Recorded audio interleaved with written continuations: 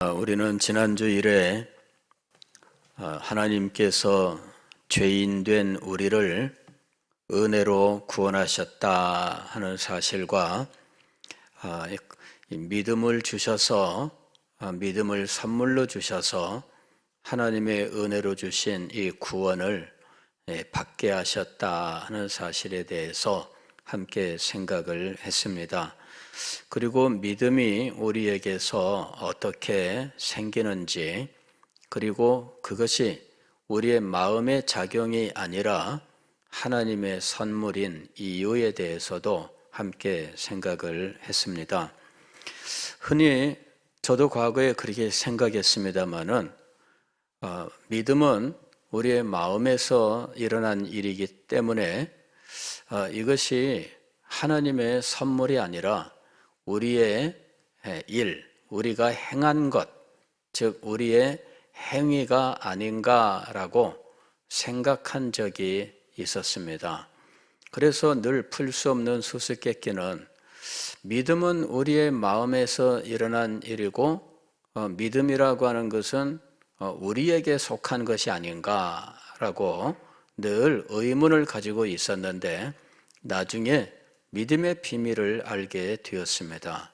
정상적인, 즉 일반적인 우리의 죄인된 상태에서는 믿음이란 일어날 수 없는 것이었다 하는 것입니다. 왜냐하면 그는 전적으로 타락했고 하나님께 대하여 등을 완전히 돌린 존재였기 때문입니다.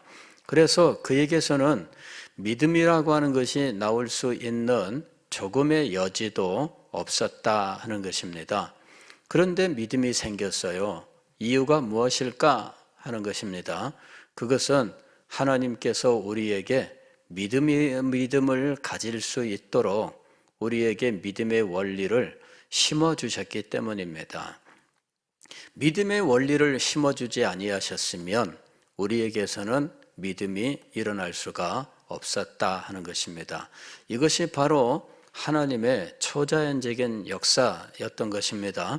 인간에게서 나온 것이 아닌 하나님께서 우리에게 주셔서 일어나게 된 이것이 바로 믿음이라고 하는 것이었습니다. 그러니 어떤 사람들은 믿고 싶어도 안 믿어진다고 말하는 일이 벌어지는 겁니다. 믿고 싶어도 안 믿어진다. 그런 사람을 만나보셨습니까? 난 도무지 안 믿어진다. 그런 분 만나보셨어요? 저한테도 그런 친구가 있었어요. 그래가지고 그 친구는 저한테 뭐라고 얘기했느냐면은, 신기하다. 너는 어떻게 믿을 수 있냐? 이렇게 이야기를 했습니다. 참 신기하다. 어떻게 믿을 수 있냐? 그래서 저는 그 친구한테 똑같이 말을 해줬습니다. 신기하다. 어떻게 안 믿을 수가 있냐? 그런데 알고 보면은 안 믿는 게 정상입니다. 안 믿는 게 정상이에요. 그것이 죄인의 정상적인 상태지요. 그런데 어떻게 믿게 되었을까요? 그 친구가 얘기한 그 신기하다 한 그 일이 진짜 일어난 겁니다. 하나님께서 우리에게 성령을 주셨고 성령께서 우리 속에 들어오셔서 우리 속에서 생명의 원리가 되셨던 겁니다. 그래서 그 생명의 원리로부터 믿음의 씨앗이 자라나게 된 거예요. 생명의 원리로서 우리에게 심겨졌는데 이제 믿음의 씨앗이 우리에게 생긴 겁니다. 그 생명의 원리가 씨앗이 되는 거예요. 그런데 이 씨앗은 하나님의 계시의 빛이 임하게 되면, 그러면은 때가 되면 이 씨앗이 발아, 즉 싹이 트기 시작을 하는 거죠. 봄이 되면 참 신기하게도 이 싹들이 솟아나잖아요. 이 싹들이 솟아나는데 여러 가지 요인들이 작용을 합니다. 습기도 있어야 되고 다양한 요인이 있어야 되지만 결정적으로는 기온입니다. 기온이 되면은 이게 싹이 트는데 이 기온은 무엇을 통해서 생기느냐 하면 햇볕을 통해서 생기는 거예요. 햇볕이 비치면은 이게 기온이 이렇게 변하게 되어 있습니다. 그러면서 기온에 의해서 싹이 트고 꽃이 피는 것도 알고 보니까 기온에 의해서 꽃이 피는 거더라고요. 그래서 꽃을 피우려면은 기온을 그 꽃이 몇 도에서 몇 도 사이에 꽃을 피운다, 그거를 알고 그 온도를 맞춰줘야 돼요. 그러니까 이런 정상적인 이런 우리 일반 상황에서는 그 기온을 맞추는 것이 쉽지 않습니다. 그래서 꽃이 잘 안 트이는데 까다로운 식물들은 꽃을 피우기가 힘들어요. 난초 같은 것들, 이런 것들은 아주 민감합니다. 근데 일반적인 꽃들은 그냥 막 피니까 저절로 그냥 피는 것 같지만 그렇지 않아요. 이게 다 이 기온이 이 일정 기온이 되면 이게 꽃이 피게 되어 있는 거예요. 믿음도 마찬가지입니다. 성령께서 우리 속에 들어오셔서 우리의 영혼에 좌정하실 때 생명의 씨앗이 되셔요. 그럴 때 우리가 들었던 진리의 말씀들, 즉 복음이 그 생명의 씨앗에 작용하게 되면 거기서부터 싹이 트게 되는 겁니다. 이게 믿음이 발생하는 거예요. 그러니까 이 성령을 주지 아니하시면은 우리 속에서 믿음은 생기지 않아요. 이것이 바로 하나님의 은혜요. 이것이 바로 하나님의 선물이라고 부르는 이유라고 하는 것입니다. 이것을 은혜라고 하는 이유는 또 더 그리스도를 우리를 위하여 이 땅에 보내시는 일, 아니 그리스도 이 자신을 우리 죄를 대신하는 대속자로 삼으시는 일, 이 모든 것들이 하나님의 은혜였던 것입니다. 우리가 그것을 행한 적이 없어요. 그리스도를 우리의 구주로 삼으시는 일은 우리가 행한 것이 아니라 하나님이 행하시는 일입니다. 그리고 그리스도께서 육신을 입고 이 땅에 오시고 또 십자가의 피 흘림으로 죽으시고 부활하신 이 모든 것들도 우리가 행한 것이 아닙니다. 하나님께서 우리를 구원하시기 위하여 이 모든 일들을 행하신 겁니다. 그래서 이 모든 것들을 예비하시고 또 실제로 역사 속에 이루시고 또 그것을 우리에게 주시는 모든 과정이 하나님의 은혜였다 하는 것입니다. 그리고 그것을 믿어 구원을 얻게 하는 일까지도 우리 영혼 속에 성령을 주셔서 성령이 우리 속에서 생명의 씨앗, 원리가 되게 하시는 이 일까지 우리에게 주신 겁니다. 이것을 선물이라고 하셨던 이유는 이것이 우리에게 값없이 주셨기 때문이다 하는 것입니다. 값없이 주신 것이기 때문에 선물이라고 이야기를 하는 것이죠. 그것을 돈을 주고 산다면 선물일 수가 없습니다. 그 값이 얼마가 되든 선물의 값이 1억 원인데 10,000원만 내고 가져가, 그래도 그거는 선물일 수가 없습니다. 10,000분의 1만 값을 치러도 값을 치른 거예요. 그래서 실상은 믿음이라고 하는 것이 생길 때 전혀 우리하고는 상관이 없습니다. 그래서 오늘 우리가 읽은 이 2장 8절 말씀에서 이렇게 이야기한 겁니다. 너희는 그 은혜에 의하여 믿음으로 말미암아 구원을 받았으니 이것은 너희에게서 난 것이 아니요 하나님의 선물이라. 9절도 이렇게 되어 있습니다. 행위에서 난 것이 아니니 이랬습니다. 믿음이 우리에게서 나오는 것이라면 우리의 행위, 즉 마음의 행위가 되겠죠. 마음의 작용이 되겠죠. 이것이 행위에서 난 것이 아니다라고 이야기를 했습니다. 순전히 하나님의 은혜로 하나님께서 우리에게 주신 선물로서 믿음으로 말미암아 우리는 구원을 우리 것으로 받게 된 겁니다. 구원의 전 과정, 즉 구원에 있어서 객관적인 구원 사역이라고 하는 것이 있어요. 이 객관적인 구원 사역이라고 하는 것은 그리스도와 관계된 모든 구원의 사역을 말합니다. 십자가의 죽으심과 부활까지 모든 것이 객관적이에요. 그런데 주관적인 구원 사역이라고 하는 것이 있습니다. 주관적인이라고 하는 것은 우리 속에서 일어나는 일을 말하는 겁니다. 우리 밖에서 일어나는 것을 객관적인이라고 이야기하는데 이것도 하나님의 은혜로 된 겁니다.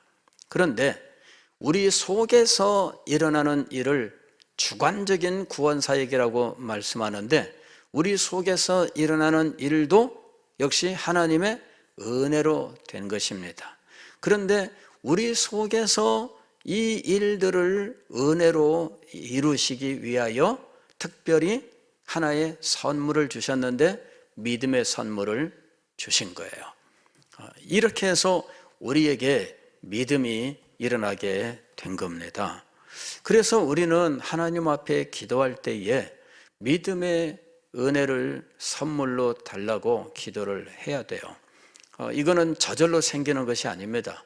하나님께서 은혜로 우리 영혼에 이 생명의 원리를 심어 주셔야만 생기는 것입니다. 그래야만 이것이 하나님의 말씀을 듣고 싹이 트고 그리고 계속해서 하나님의 말씀을 들으면서 깨달음으로 점점 장성하게 되어 있는 것입니다. 이 생명의 씨앗이 없으면 몇 년이 지나도 이 장성하는 일이 일어나지 않아요. 싹이 트는 것은 흉내내는 것으로 우리가 착각할 수 있지만 성장은 일어나지 않아요. 그래서 하나님께서 우리에게 선물로 주신 이 모든 은혜를 우리가 잘 기억을 해야 된다는 것입니다.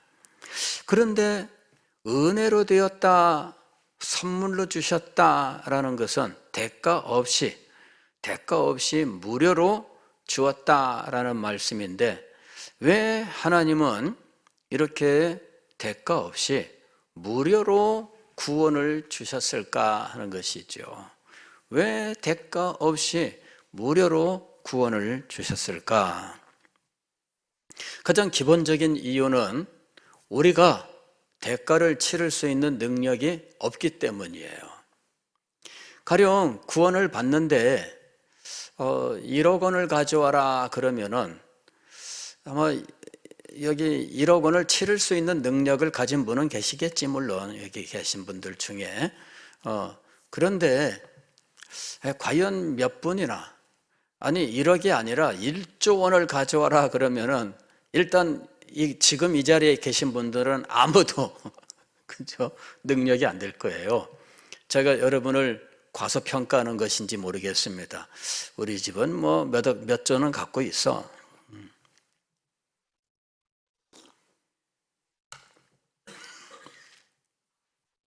그런데 1조 원보다 더 큰 생명을 요구한다면, 목숨을 요구한다면 누가 그 값을 치를 수 있겠습니까?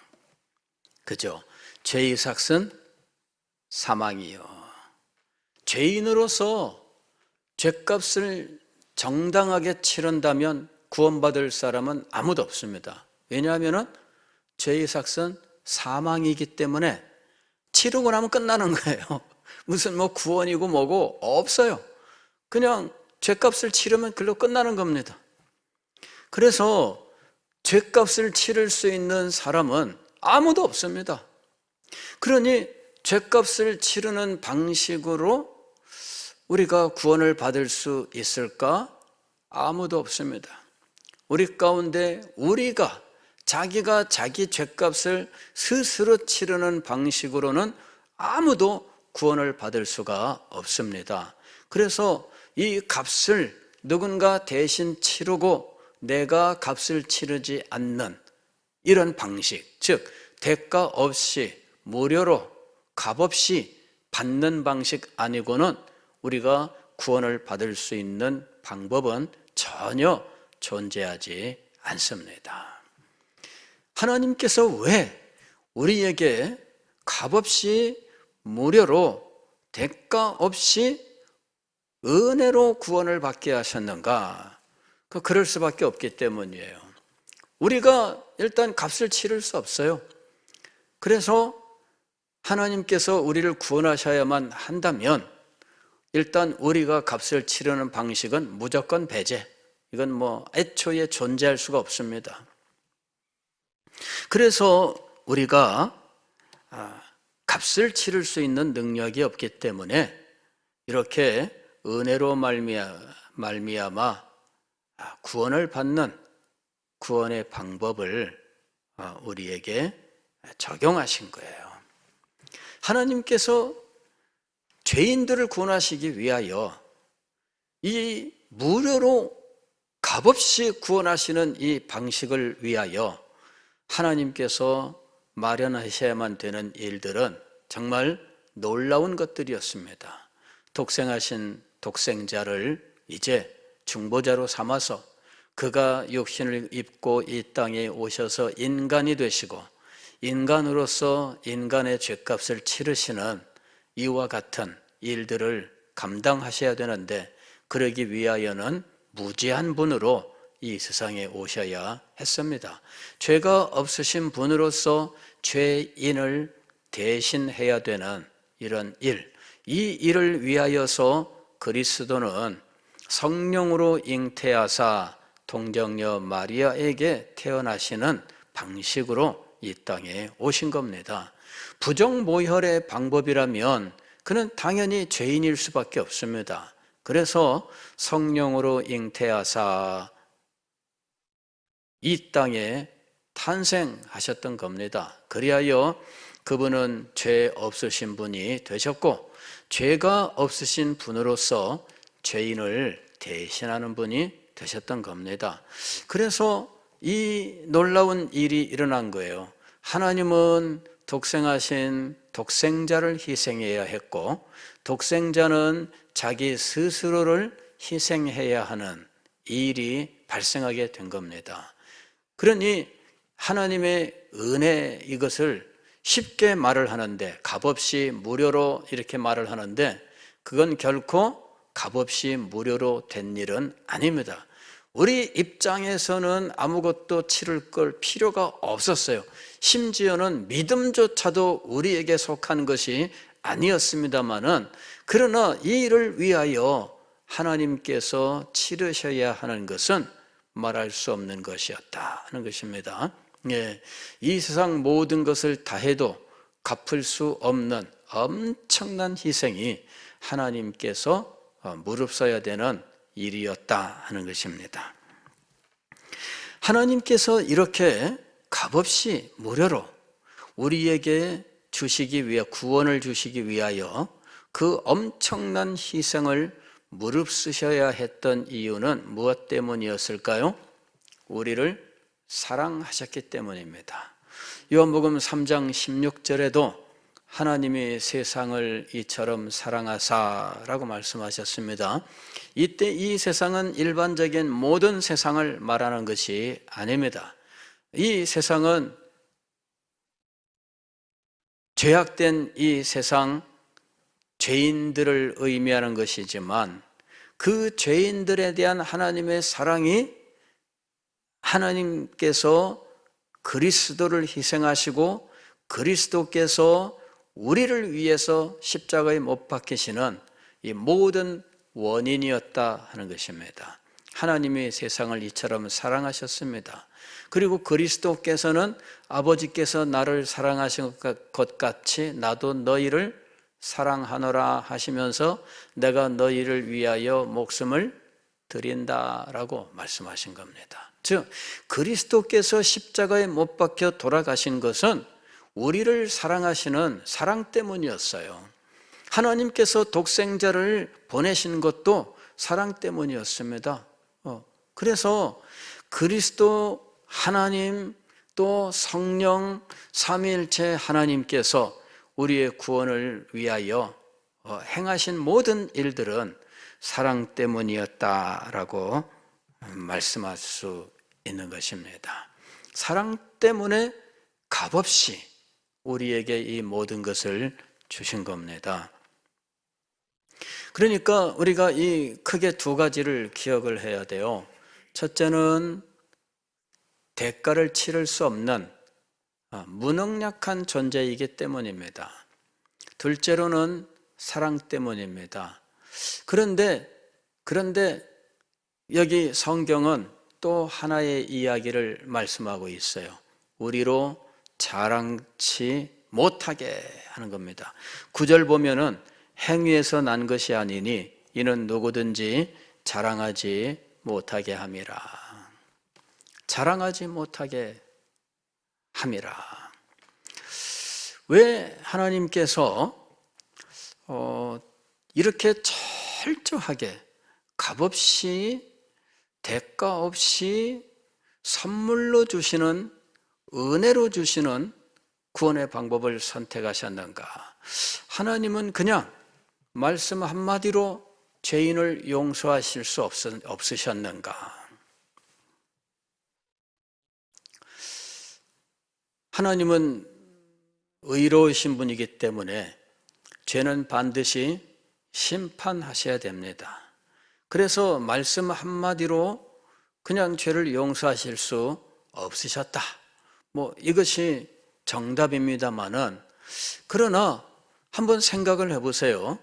하나님께서 이렇게 큰 희생을 치르지 않고 또 우리를 구원하실 수 있으셨을까?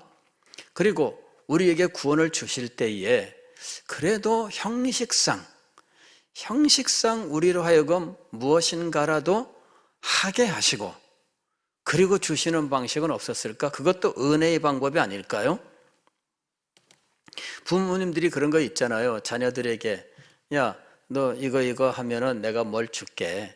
근데 사실 그걸 뭐를 하라 한 것이 우선 부모가 그거를 유익을 얻기 위해서 시키는 건 아니죠. 교육을 위해서 시킵니다. 그러나 아이가 향한 그 일은 부모가 주는 것에 비하여 대가로 따지기에는 너무 가치가 없죠. 그러나 부모는 그것조차도 사실은 의미 있게 보고 그 다음에 거기에 대해서 내가 뭘 줄게 이제 이렇게 이야기한다 하는 것이죠. 그렇게 해서 아이에게 참 이 주는 것에 비하여 가치는 없는 것이지만 그러나 아이에게 그것을 요구하고 주어서 어떤 성취 의욕을 불러일으키고 그 다음에 그것을 반복하여 교육적 효과를 위하여 우리는 그렇게 하는 일들이 있습니다. 하나님께서 우리를 구원하실 때 혹시 그런 방식을 선택하셨다라면 어땠을까 하는 거죠. 근데 하나님은 그런 방식을 선택지 않으셨어요. 이유가 무엇일까요? 자랑 때문이에요. 자랑. 이것 때문에 그런 방식을 선택하지 않으셨어요. 하나님께서 그런 방식을 선택하지 않으셨음에도 불구하고 그렇게 가르치는 사람들이 있습니다. 믿음을 우리가 하나님께 드려야 되는 어떤 공로로, 구원에 필요한 공로로 말하는 사람들도 있고, 그 다음에 어떤 우리의 선행을 구원을 위하여 우리가 해야 되는 공로로 가르치는 사람들이 있습니다. 성경이 그렇게 가르치지 않는데도 그런 사람들이 나와요. 그런데 하나님께서 그런 방식을 선택하셨다면 어느 정도까지 갈까요? 구원의 공로는 전적으로 우리 것이다 라고 말하는 데까지 가게 된다는 거죠. 그게 죄인들의 특성입니다. 죄인들은 항상 하나님이 뭔가 잘못했고 그런 부분이 존재하기 때문에 하나님도 어느 정도 책임이 있고 하나님 책임져야 되는 부분이 있기 때문에 구원은 전적으로 하나님의 은혜는 아니다. 그런 논리를 말하고 있다는 거죠. 죄인들의 이런 특성들이 있어요. 자, 우리가 죄를 지었습니다. 그런데 한번 보세요. 하나님은 하필이면 왜 선악과를 만들어 놓으셨을까? 그 먹은 건 잘못했다 치고 그거 만들어 놓으신 분은 책임이 없나? 그죠? 하나님이 선악과 안 만들어 놓으셨으면 따먹는 일도 없었을 거 아니에요. 그러니 이걸 만들어 놓으셔놓고, 물론 따먹지 말라고 말씀을 하셨지만, 따먹지 말라고는 하셨지만 그래도 만들어 놓았으니까 따먹은 거 아닙니까? 하나님, 그래, 그 책임이 있지 않아요? 아니, 교통 신호 같은 거 안 지켜서 사고가 났습니다. 물론 법은 이렇게 하면 안 된다라고 돼 있지만 그래도 그걸 만들어 놓은 사람에게 책임이 없다고 말할 수 없잖아요. 이래 가지고 손해배상을 청구하는 일들이 있습니다. 구청을 걸어서 손해배상을 청구하고, 여기에 이 맨홀이 있는데 맨홀 뚜껑이 어디론가 사라졌어요. 그래서 내가 지나가다가 거기에 팍 빠졌습니다. 다쳤어요. 그러면은 그거 구청에다가 손해배상 청구할 수 있을까요? 없을까요? 있습니다, 여러분. 구청은 그거 치료비도 다 대줘야 되고요. 그다음에 위로비까지 주고 다 해야 됩니다. 왜 그럴까요? 관리 책임이 있잖아요. 관리 책임이. 떨어지라고 구청이 한 적은 없어요. 그러나 관리 책임이 있는 거죠. 그래서 그건 물어내야 돼요. 아니면 그 맨홀을 설치한 쪽이 한전이면 한전에서 물어내야 돼. 누가 설치했느냐? 그래서 항상 이 사회는 내가 잘못했지만 그래도 항상 다른 그 만든 사람, 설치한 사람의 책임도 묻고 있다라는 것입니다. 인간 세상의 원리는 그래요. 선악과를 만드신 분의 책임은 없나 하는 거죠. 하나님이 의도한 건 아니지만, 따먹으라고 의도한 건 아니지만, 그럼에도 불구하고 그걸 만들어 놓아서 눈으로 보고 시험 들게 하는 원인 제공자로서 하나님의 책임이 다만 1%라도 있다면 구원은 전적으로 하나님의 은혜일 수가 없습니다. 이제 이게 성경의 말씀이 아니라 인간들의 논리입니다. 죄인의 논리입니다.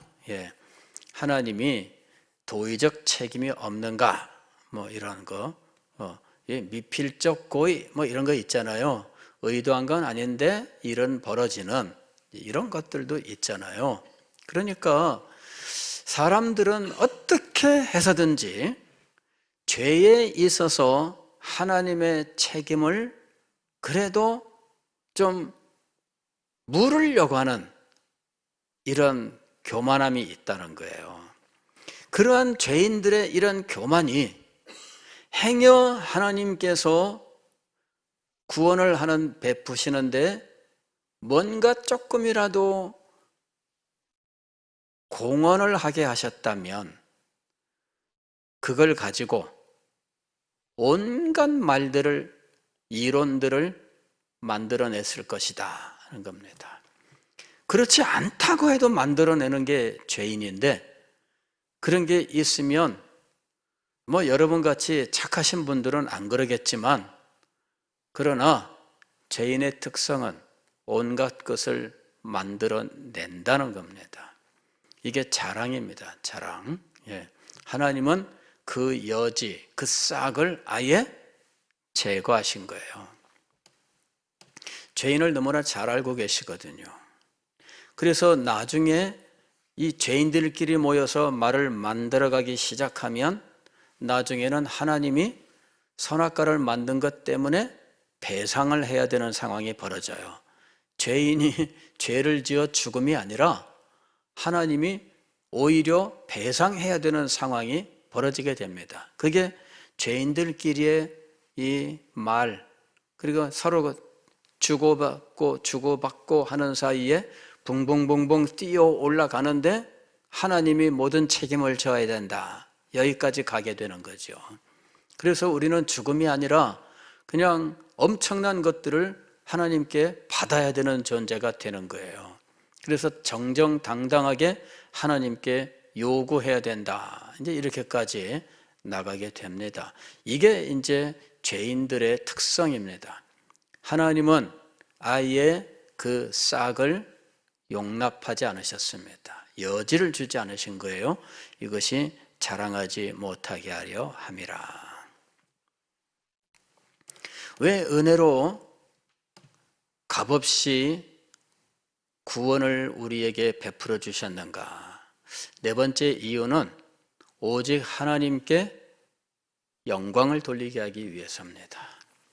하나님은 창조에 있어서도 영광 받으시기를 기뻐하셨어요. 하나님이 이 세상을 창조하셨는데 창조의 목적이 무엇이냐면 영광을 받으시는 것이었어요. 하나님께서 이 세상을 창조하시고 이 세상은 하나님을 향하여 영광의 찬송을 부르도록 하셨어요. 하늘은 하나님의 영광을 선포하고 궁창은 그 손으로 하신 일을 나타내는도다 라고 말씀하고 있잖아요. 하나님의 영광을 찬양하는 거예요. 제가 어느 날 우주의 소리라고 하는 그런 기사를 봤는데요. 그 보이저 1호, 보이저 2호 그 우주선이 이 70년대 말에 이제 이 미국에서 출발을 해가지고 이제 그 우주 공간을 가서 이 지구의 행성, 이 태양계의 행성, 이제 이것들을 탐사하고 그 다음에 태양계를 넘어서 가도록 이제 이렇게 의도한 이제 우주선 2개를 발사했어요. 지금은 이제 태양계를 벗어났고, 이제 지금은 이제 태양계를 벗어나서 더 멀리 지금 가고 있는데, 최근에 보이저 1호인가 신호가 끊겼다 이랬는데, 이제 다시 복원됐다 이러고 있습니다. 그래서 이제 그 수명보다도 지구와 교신할 수 있는 이제 그 수명은 이제 거의 다 끝나간다고 그래요. 예. 왜냐하면 태양빛도 이제 더 이상 받을 수 없고, 원자력을 써서 이제 이 지구랑 교신하고 있는데, 그것도 이제 수명이 거의 다 돼 간다고 그래요. 근데 지금은 성간이라고 하는 공간을 가고 있대요. 그러니까 태양계 너머에 또 다른 어떤 태양계 쪽으로 이제 가고 있는 거죠. 근데 이 보이저 1호, 2호가 어디를 지나갔느냐 그러면은 토성을 지나갈 때, 토성이라고 하는 것은 이 토성환이라고 하는 것이 있어요. 고리가 있는데 그게 이제 얼음덩어리, 먼지, 이런 것들로 이루어져 있습니다. 그래서 그 사이를 지나가는데 먼지들이 우주선에 부딪히는 소리, 타닥타닥타닥 이렇게 부딪히잖아요. 그런데 그 소리를 지구로 보내온 거예요. 녹음해서. 이래가지고 그 소리를 복원해서 이제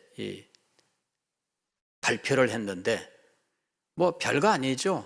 별거 아니에요. 그냥 먼지가 부딪히는 소리입니다.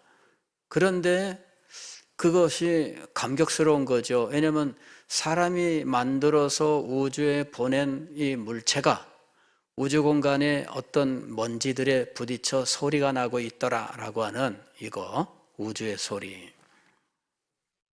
근데 저는 그 우주의 소리라고 하는 그 기사를 보면서 사실은 우주선이 먼지와 부딪혀서 나는 소리가 아닌 이 우주 자체의 소리가 사실은 많은데 우리가 못 듣고 있을 뿐이지 우주 자체가 소리를 갖고 있다는 거예요. 지구가 지금 자전하고 있잖아요. 이게 얼마나 빨리 돌고 있는지 몰라요. 그런데 이 자전할 때 소리가 엄청나게 나고 있어요. 우리는 못 듣고 있죠. 그러니까 우주에 있는 이 모든 항성, 즉 별들과 그 별에 딸려 있는 행성, 지구 같은 이런 모든 이 전체의 모든 물건들은 사실은 소리를 내고 있습니다. 움직이는 한 소리를 내고 있어요. 그리고 진동을 하는 한 소리를 내고 있는 거죠. 뭔가에 부딪히는 한 소리를 내고 있는 거예요. 근데 그 모든 것들이 실상은 하나님의 영광을 노래하고 있다는 거죠. 사실은 온 우주는 어쩌면은 하나님을 찬양하는 오케스트라예요. 악기처럼 소리를 내고 있어요. 다 악기. 그죠? 탕탕탕. 두들기는 소리들, 이런 진동 소리들, 이런 소리들로 가득 차 있는 거예요. 우리 귀에는 안 들리죠. 그러나 하나님 귀에는 이 모든 소리가 들리고 있습니다. 이 우주의 시각, 또 청각, 이런 모든 것들이 하나님의 영광을 노래하고 또 드러내고 있다는 겁니다. 이 모든 것들은 정말 아름다운 예술 작품과 같은 거예요. 한 폭의 그림이다 라고 말하는 이런 아름다운 예술 작품들, 혹은 한 곡의 아름다운 음악이다 라고 하는 이런 소리들, 이런 것들로 이루어져 있는 겁니다. 이게 하나님의 영광을 나타내고 있어요. 하나님의 솜씨를 나타내고 있고요, 하나님의 능력을 나타내고 있습니다. 이 모든 것들을 하나님은 목적으로 삼으셨다는 것입니다. 그리고 그 가운데 하나님은 지성적 존재들을 창조하셨습니다. 천사와 인간이 지성적인 존재예요. 이 지성적 존재들의 존재 목적도 하나님을 영광스럽게 하는 것입니다. 지성적 존재가 하나님을 영광스럽게 하는 방식은 하나님을 인식함으로입니다. 하나님을 하나님으로 알고 하나님을 하나님으로 대하는, 즉 경배하는 것이 지성적 존재들이 하나님을 영화롭게 하는 방식입니다. 천사들이 하늘에서 하나님을 찬양하는 것은 바로 지성적 존재가 행하는 일입니다. 이것이 하나님을 찬양하는 거예요. 예배하는 거죠. 예배가 뭐냐? 예배가 지성적 존재가 하나님을 영화롭게 하는 방식이에요.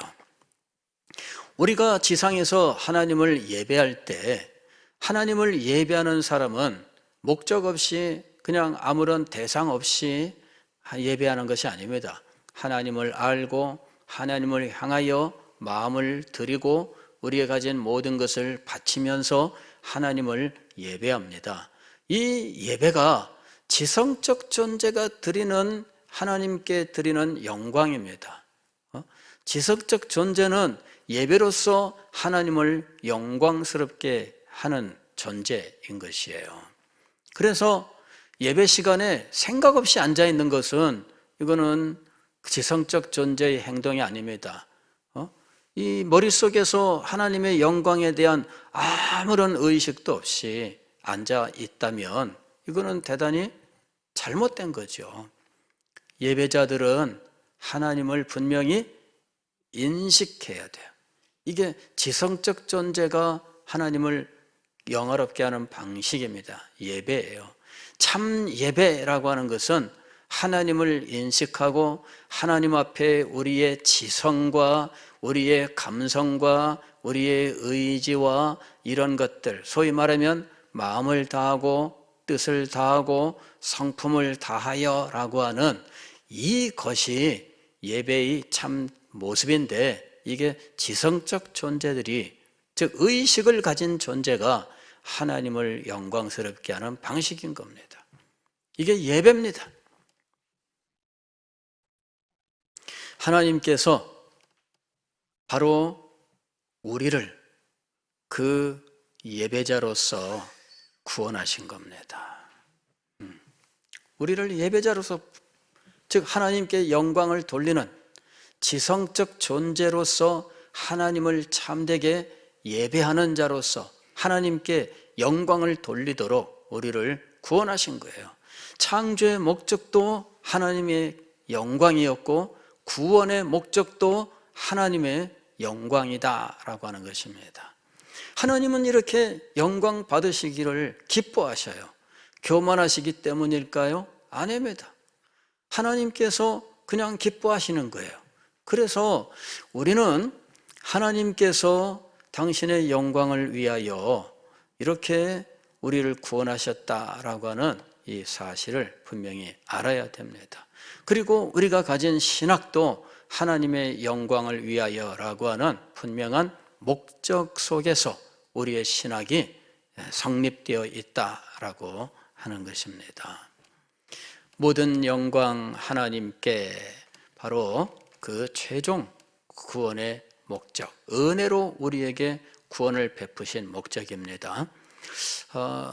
하나님께서 우리를 구원하셨는데 아무리 그것이 대단해도 우리가 100만 원이라도 돈을 내서 그것을 얻게 하셨다면 우리는 하나님께 영광을 돌리지 않습니다. 마음을 다하고 뜻을 다하고 성품을 다하여 주 너희 하나님을 예배하라. 그게 안 이루어지는 거예요. 그래서 하나님은 전적으로 은혜로 우리를 구원하셨던 것입니다. 오늘 우리 성경은 참 이렇게 놀라운 하나님의 구원의 그 비밀들을 더 깊이 깨달아 알아가도록 권면하고 있습니다. 에베소서 1장에서 사도는 에베소 교회 성도들에게 이미 가르친 구원의 경륜, 이것에 대해서 이야기를 하고, 그 다음에 내가 너희를 위하여 기도하고 있는데 계속해서 기도하는 것은 성령께서 너희에게 지혜와 계시의 영으로 역사하셔서 더 깊은 하나님을 아는 지식에 이르기를 원한다 하면서 교회의 비밀을 지금 말씀하는 겁니다. 교회의 비밀을 말씀하는데 죄인들로부터 시작하고 은혜로 말미암은 구원으로 나아가서 그 다음에 이 은혜로 구원을 받은 이 죄인들로 교회를 이루게 하시는 쪽으로 지금 이 메시지가 진행되어 가고 있는 겁니다. 그러면서 다시 한번 이 3장으로 들어가게 되면은 더 깊은 진리 가운데로, 더 높은 진리 가운데로, 더 영광스러운 진리 가운데로 나아가도록 기도하고 있습니다. 계속해서 더 영광스러운 진리, 이것으로 나아가도록 계속 기도하고 있는 거예요. 그래서 우리들도 이걸 생각해야 됩니다. 에베소서를 공부하는 동안에 주님께서 우리에게 더 깊고 더 넓고 더 높고 더 영광스러운 진리 가운데로 인도해 주옵소서. 이 기도를 가지고 우리가 이 에베소서를 접해야 됩니다. 뿐만 아니라 에베소서뿐만 아니라 우리는 항상 진리의 영광을 추구하면서 더 높고 더 깊고 더 넓고 더 영광스러운 하나님의 진리 가운데로 나가기를 소망해야 돼요. 그것이 너무나 놀라운 것입니다. 우리는 진리의 영광, 더 높고 아름다운 진리 가운데 나아가도록 소망하고, 또 그 일이 우리 교회에 이루어지기를 간절히 소망합니다. 기도하겠습니다.